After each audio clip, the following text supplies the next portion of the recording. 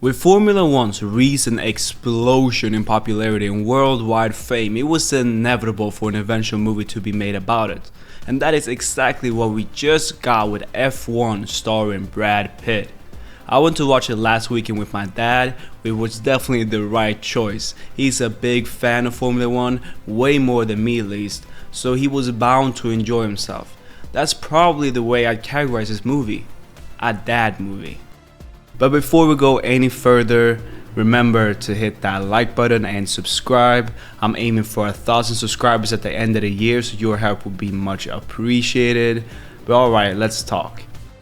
I'll start with the things I liked, because there will be plenty of complaining later, I promise.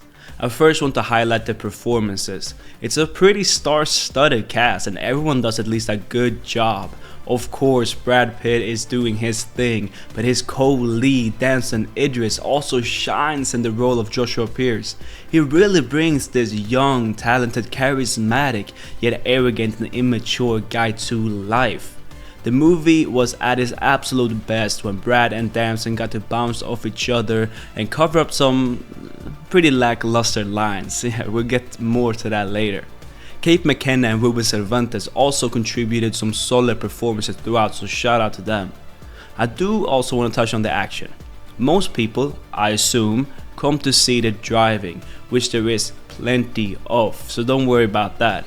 And yeah, it's good. Not nearly as exhilarating and heart-pounding as something like Gun Maverick was, but still very good, especially on an IMAX screen. They do go pretty deep into the strategy and logistics of Formula 1. I do really appreciate that, and I know my dad did as well. For me, it was surprising to see, honestly, because I believed they were going to be pretty surface level. But getting a peek behind the curtain and a more detailed look of Formula 1 was really interesting, especially as someone who doesn't really watch Formula 1 that much. And that was probably the best part of the movie for me as an outsider. The length of this movie was something I was initially concerned about before watching it. Over 2 hours and 30 minutes, it's a long time for this type of movie. Normally, you see it be maybe 2 hours, maybe a tiny bit longer, yet it manages to keep a decent pacing through the whole movie, only meandering a little bit in the middle chunk.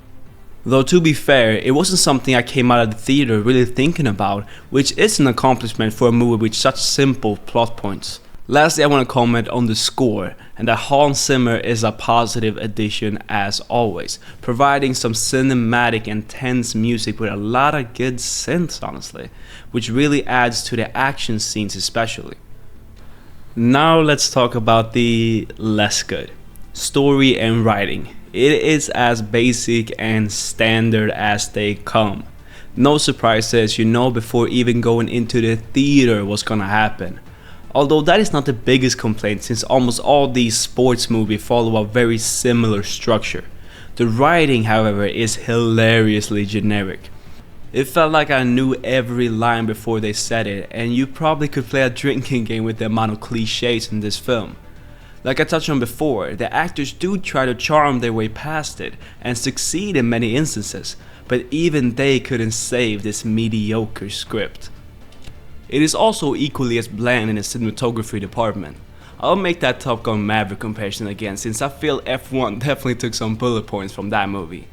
You know, an old washed up man comes back to the game to teach a younger arrogant kid with a lot of potential. Unfortunately, the F1 movie didn't manage to copy Top Gun's sauce. Every shot in this movie practically is the most basic it can be. There is simply no personality found. The color grading was grayer than my grandma's hair.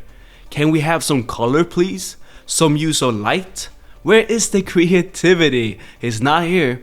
Maverick has an equally simple plot, but manages to elevate it through better action, better cinematography, and better writing.